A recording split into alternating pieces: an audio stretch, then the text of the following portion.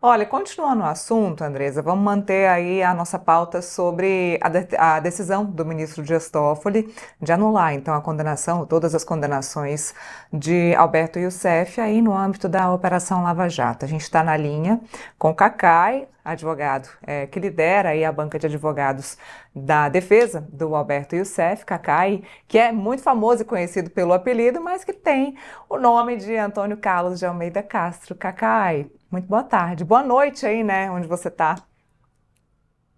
Olá, prazer em falar com vocês. Boa noite, uma alegria enorme estar aqui com vocês. Onde você tá? Eu estou em Florença, Ah, coisa na boa. Itália. Última vez que encontrei o Kaká, deixa eu contar uma coisa aqui, Neila, antes da gente começar. Foi em Lisboa e ele tava lá, um calor de 50 graus, e ele fazendo o quê? Correndo. Ali, assim, muito firme, forte ali, eu quase morrendo ali, não conseguia dar 4 passos, e o Kaká ali numa mini É maratona verdade, ali. eu Fiquei corro, admirada. eu corro toda manhã. Agora aqui está bem mais quente que Lisboa, está insuportável. Cacá, estávamos aí falamos com o Sabino, antes falamos também com o ex-juiz e atual senador Sérgio Moro sobre a decisão do ministro Dias Toffoli. Agora eu quero ouvir você como defesa do Alberto Youssef. Falamos aqui sobre uma das alegações, um dos argumentos da defesa, que era a de que Sérgio Moro não seria competente ou que deveria se declarar impedido de julgar esse caso específico. Conta pra gente, além dessa, quais foram os outros argumentos usados pela defesa. Olha, essa decisão é uma decisão eminentemente técnica, jurídica. Eu fui advogado Alberto Youssef no primeiro dia da Operação Lava Jato, lá em 2014. E em setembro, quando ele foi preso, estava preso, eu entrei com o habeas corpus que àquela época teria anulado a Operação Lava Jato. O Moro se deu por suspeito no caso da Banestado em relação ao Alberto Youssef, e quando você dá por suspeito por foro íntimo, você não pode nunca mais julgar aquele cidadão, porque você não sabe qual foi o motivo que levou ele à suspeição. Bem, eu entrei com o habeas corpus e recebi uma notícia, eu estava inclusive trabalhando fora do Brasil, eu recebi a notícia que a Força Tarefa de Curitiba tinha forçado o Alberto Seff a desistir do habeas corpus, algo que eu nunca tinha visto. Eu, evidentemente, poderia até continuar, que o habeas corpus é um direito da defesa do advogado, mas eu atendi a esse interesse do Youssef e fiz uma petição duríssima, mostrando o absurdo que é, à época já, o Moro já era coordenador da Operação Lava Jato, eu brinco muito ele e os seus procuradores adestrados, eles obrigaram o Alberto Youssef a desistir do habeas corpus. Isso em 2014. Bem, a Lava Jato hoje em dia, todo mundo que tem um pingo de lucidez e conhecimento jurídico tem noção do que foi a Lava Jato, não é questão da competência, não. O Supremo Tribunal considerou que o Moro era e é, nesses casos todos, absolutamente incompetente e parcial. A parcialidade é a pior coisa que pode existir num juiz. Essa já é uma decisão. Antes eu falava isso, que a partir de setembro de 2014 eu comecei a correr o Brasil, que eu notei que a Lava Jato era mais do que simplesmente uma operação, era um projeto de poder. Eu falei isso durante 10 anos Brasil afora. Agora, o Supremo Tribunal já disse. Então, o que, que nós fizemos agora? Passados 10 anos, o Roberto Youssef me procurou e falou: Cacai, você foi meu advogado naquele primeiro dia. Eu me arrependo profundamente de ter feito a delação, de ter feito uma série de coisas que fiz. E até brincou comigo: eu quero que você vá agora colocar o último prego no caixão. Ou seja, anular as decisões feitas por um juiz incompetente e parcial. Isso é o mínimo. É o mínimo que o Poder Judiciário pode fazer. Então, por que que se deu agora? Isso se deu agora porque eu só entrei com essa petição agora. Eu conversei com o Marcelo Turbay, meu sócio, com a Lili, com o Figueiredo, com o Gustavo, e resolvemos pedir um parecer ao professor Geraldo Ataliba e, tecnicamente, entramos com a petição. Essa data dessa decisão do ministro Toffoli não tem zero de qualquer relação com a questão que está acontecendo nos Estados Unidos. Zero. Não é 0,01, não. É porque agora que nós entramos com a petição, tendo em vista uma série de decisões que já foram tomadas, e nós fizemos uma retrospectiva do que aconteceu com Alberto Youssef. Alberto Youssef teve, à época que estava preso, uma escuta telefônica dentro da cela dele, é algo inimaginável. O então juiz Moro omitiu isso, os procuradores omitiram isso. Só agora os advogados que continuaram na causa, porque eu, evidentemente, quando eu desisti do habeas corpus lá em 2014, eu desisti também de advogar para ele. Eu deixei de advogar para ele. É importantíssimo que a gente saiba disso. Agora, quando ele me procurou agora, nós tínhamos essa parcialidade e suspeição do Moro, que não tinha, nunca foi levado ao Supremo Tribunal. O ministro Toffoli enfrentou essa questão tecnicamente muito bem. Nós tínhamos a questão, e temos a questão, que ainda tem que ser decidida, e decidida definitivamente, dessa escuta telefônica legal na sala do Moro, e hoje é pacífico que o Moro foi um juiz parcial. O juiz não pode ser parcial, ele tinha um conluio. Quando eu dizia isso para o Brasil inteiro, ainda não tinha as decisões do Supremo. Agora quem diz é o Supremo Tribunal Federal. O Moro tinha um conluio com os procuradores. E eu vou dizer uma coisa para vocês e para quem está nos ouvindo. Esta é ainda, até falei sobre isso ontem, esta foi uma grande vitória, a vitória simplesmente de aplicar a jurisprudência do Supremo, a Constituição e a legislação que rege o assunto. Mas nós ainda estamos esperando outras providências. Porque vocês sabem, o Conselho Nacional de Justiça, há um ano atrás, não é o advogado Cacai que enfrentou esse grupo que se julgava semideus durante anos pelo Brasil, fazendo palestras, fazendo debates, escrevendo artigos, não. O Conselho Nacional de Justiça, que é presidido pelo presidente do Supremo Tribunal Federal, o ministro Luiz Roberto Barroso, levou a julgamento, há um ano atrás, um relatório feito pelo então Corregedor-Geral do Conselho Nacional de Justiça, ministro Luiz Felipe Salomão, que imputou, não sou eu que estou falando, não, isso é o Conselho de Justiça que julgou no seu sessão plenária, que imputou ao Moro, a uma juíza, ao Deltan e mais a alguns procuradores, a hipótese de ter cometido crimes de peculato, corrupção e organização criminosa. Esse relatório está com o doutor Paulo Gonet há um ano. Há mais ou menos um mês, nós fizemos, eu respeitosamente cobrei o doutor Paulo Gonet. O Ministério Público Federal pode, inclusive, arquivar o relatório. Ele não pode se omitir.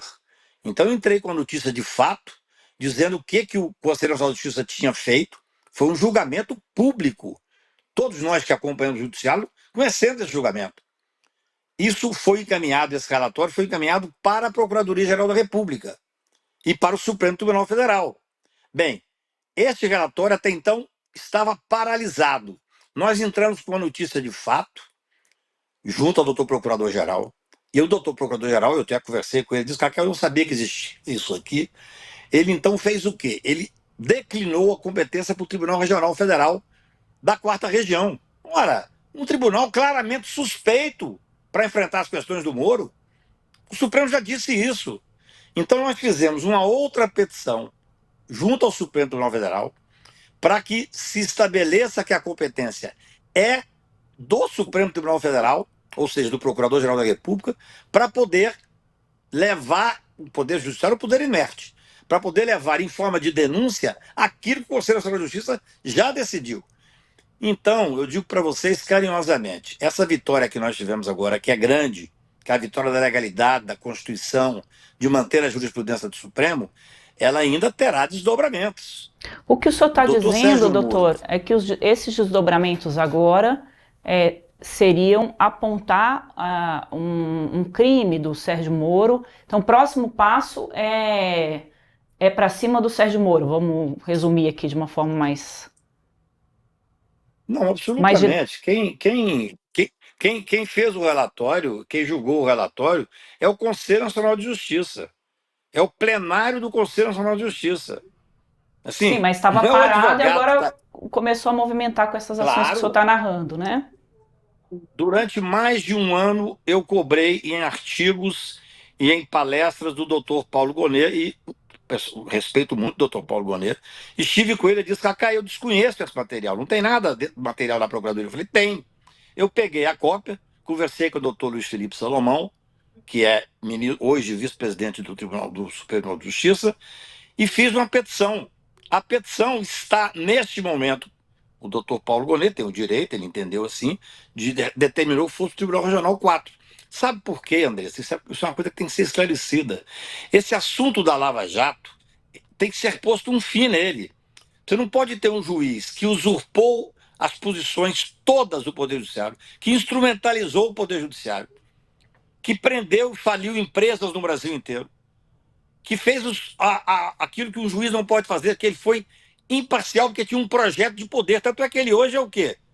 Ele hoje é senador da República. E O qual que é a Deltan já foi consequência cassado. que esse processo pode ter para ele caso seja aceitos os argumentos? O que pode acontecer com ele, com os seus procuradores de estimação, Olha, como o senhor colocou? evidentemente, a expectativa que se tem é que haja uma denúncia formal, denúncia criminal, e que ele seja julgado criminalmente por aquilo que o Conselho Nacional de Justiça diz que ele fez.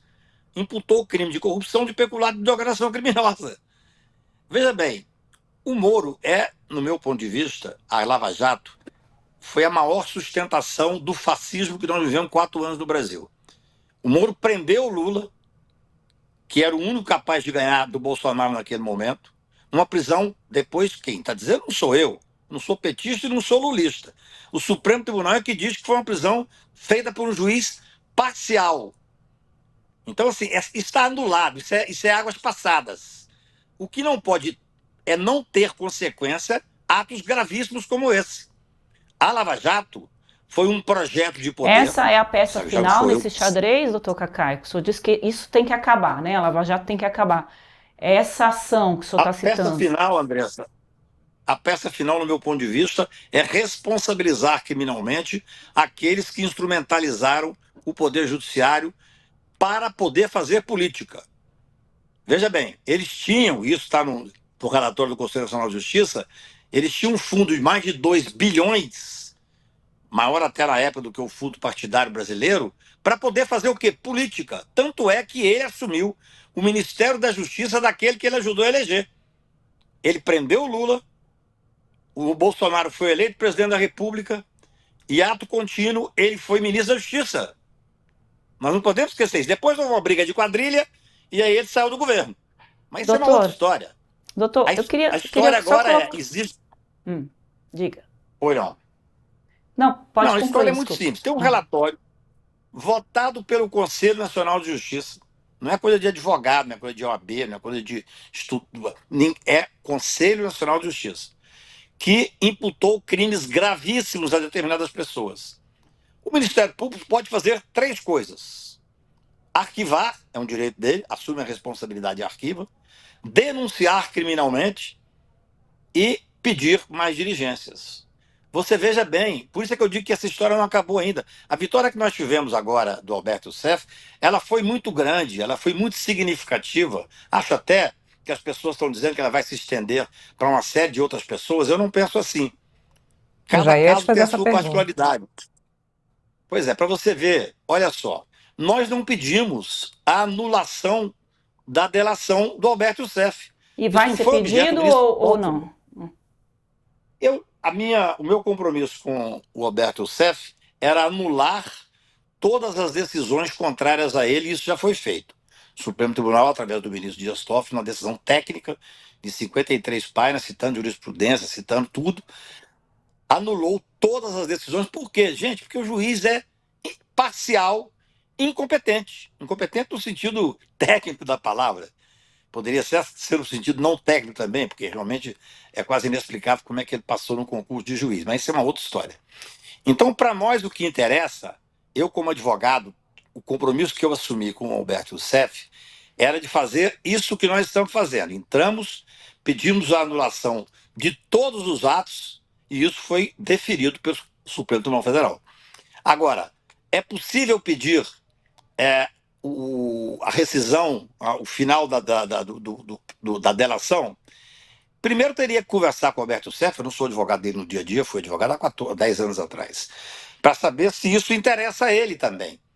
Porque a delação, se por acaso a delação fosse revogada, fosse extinta, tem que saber se isso interessaria a ele. Eu não sei qual a situação hoje dos detalhes para saber se isso é vantajoso. O que nós fizemos, o que nós pedimos, o ministro Toffoli deixa isso muito claro.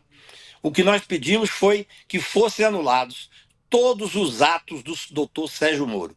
E isso foi feito, cumprindo a Constituição, a legislação penal e, evidentemente, a jurisprudência do Supremo.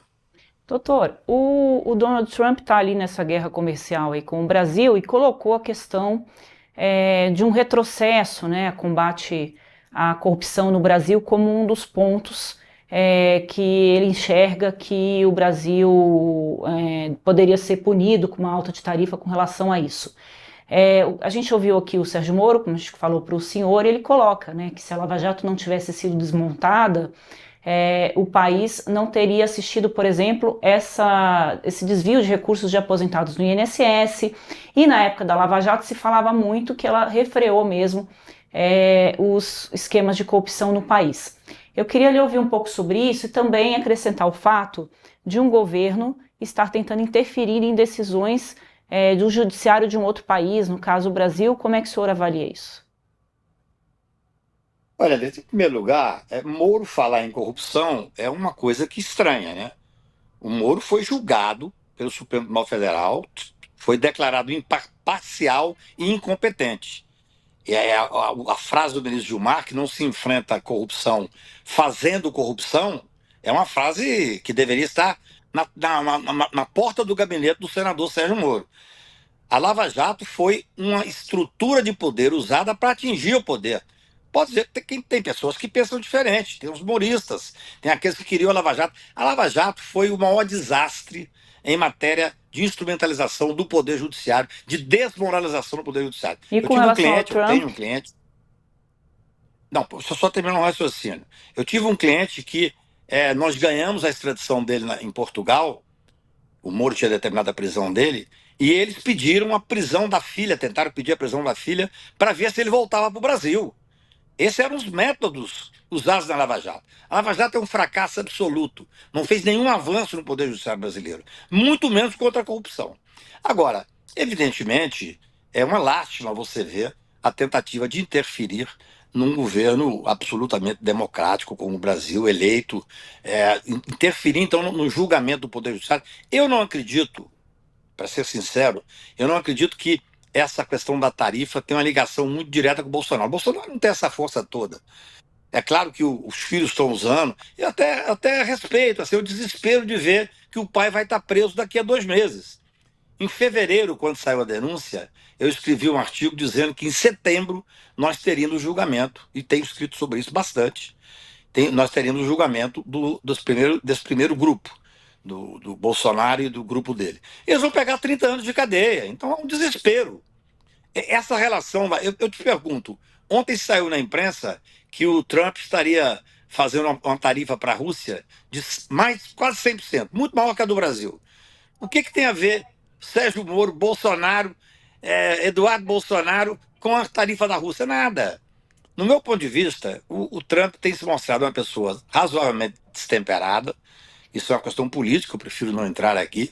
Quer dizer, a tentativa de interferência no Poder Judiciário brasileiro, ela só não é visível porque ela é grave. É grave, você não pode ter, evidentemente, qualquer tipo de vínculo. O Poder Judiciário brasileiro está dando sinal de uma independência que é admirável. Essa semana cumpriram os 15 dias da Procuradoria-Geral da República, foram entregues as razões finais, já está correndo prazo para o delator, até no começo do mês nós teremos cumprido o prazo para julgamento. O Supremo vai julgar com a maior tranquilidade, sem nenhum tipo de interferência. Não é só interferência, bem, a discussão política sobre as tarifas e tal, isso é uma questão que o governo tem que tomar conta. Isso não tem nada a ver com o Supremo Tribunal Federal.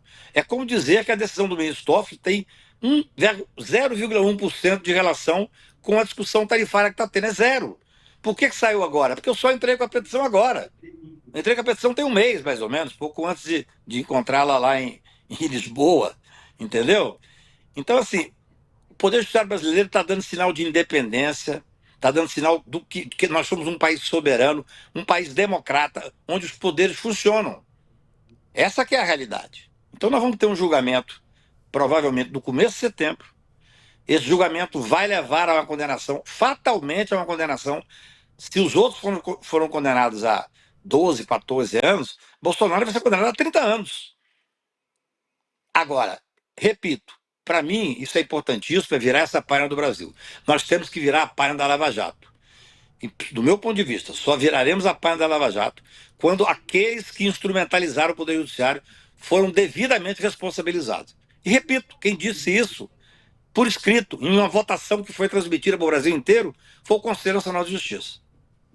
Maravilha, Cacai. Olha, obrigada, viu? Obrigada mesmo pela gentileza de participar com a gente. Sei que você tem um compromisso agora à noite. Obrigada mais uma vez pela participação aqui no Boletim Metrópolis. Abraço. Vamos Abraço. acompanhar. Eu peço para vocês que são jornalistas experientes e que têm muita credibilidade.